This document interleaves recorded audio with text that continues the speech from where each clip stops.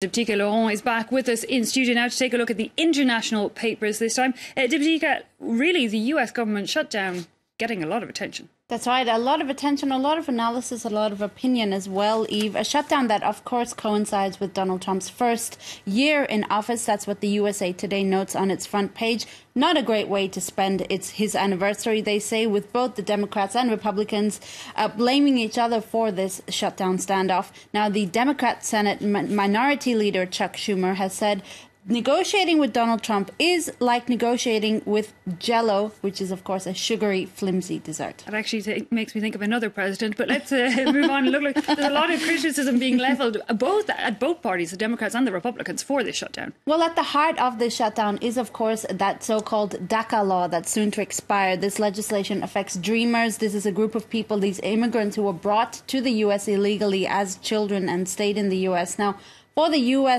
the Wall Street Journal, even if most people don't want a shutdown, it's happening because politicians on both sides of the fence, quote, worry more about the backlash from their support bases for not being rigid enough.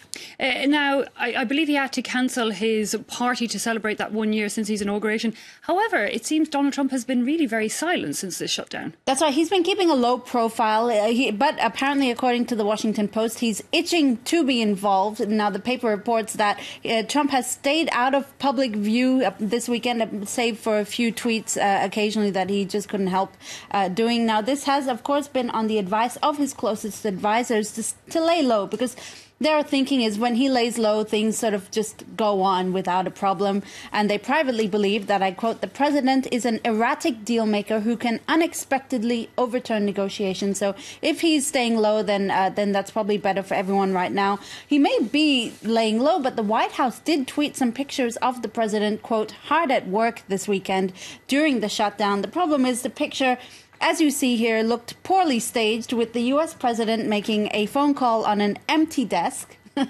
Cue the hilarity online. He's been mocked mercilessly. One user on Twitter says, I too conduct my most important work with a phone in hand and nothing on my desk, staring vacantly off into space. OK, well, let's move our attention to Germany now. And the Social Democrat Party has agreed to pursue coalition talks, to enter formal coalition talks in a vote that really has Germany and the EU on tenterhooks. That's right. Everyone was waiting with bated breath on Sunday to see the outcome of this vote. It's the GroKo, that's German political slang for grand coalition between the SPD Social Democrats and Angela Merkel's centre-right CDU party. Now, the vote was, of course, extremely close, but Politico says it'll be remembered as a key moment in German politics because a vote against the alliance would have seen all political parties going back to the polls, and that would have essentially been a disaster for all of them. It's also a statement on the waning popularity of Angela Merkel, but her counterpart, Martin Schulz, ahead of that Social Democrat Party, he didn't fare much better either. No, apparently the latest polls put the party at 18%. How's the German press been reacting? Well, there's a lot of skepticism and there's a lot of focus on what this means for Martin Schulz. The general feeling is Schulz and the party avoided what could have been a disaster. The German paper Der Zeit says the SPD leader may have won, but he didn't do so convincingly, while the tabloid Bild goes further, saying this is actually a loss for Martin Schulz's career. He forced his alliance on his party, despite proof that many didn't want it. The party leader now finds himself, quote, greatly weakened after Sunday's Congress, and his career, essentially as leader, is also ever more uncertain. OK, we'll have to keep an eye on that. Meanwhile, we are, of course, just weeks away from the Winter Games in South Korea, and at the weekend, a North Korean pop star made a rare visit down south. She's not just any pop star either. Hyun Sung-wol is a leader of Pyongyang's biggest girl group, dubbed the North Korean Spice Girls. She arrived in South Korea with the Pyongyang delegation to tour the site ahead of next month's Winter Olympics.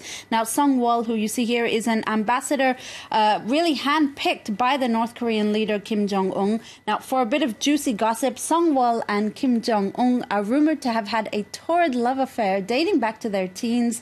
They broke up when Kim Jong-un's father ordered them to stop the affair. OK, for some reason that didn't surprise me that you followed on without having seen that initial photo. Finally, Diptyque, let's talk about another type of affair.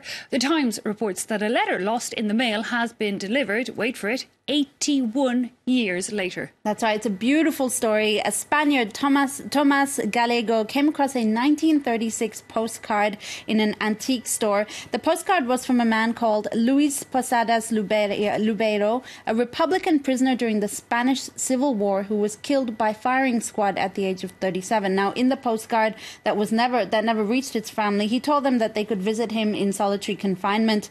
The man who found the postcard, Gallego, he then published the postcard in a book. And the granddaughter of the prisoner reached out saying she recognized this letter as being that of her long-lost grandfather. The letter was delivered to the family after that, and his granddaughter said she had tears in her eyes, but she was so happy that her grandfather could finally rest in peace. It's quite an amazing, sweet story. Laurent there, finishing on a nice note. Thanks indeed for that.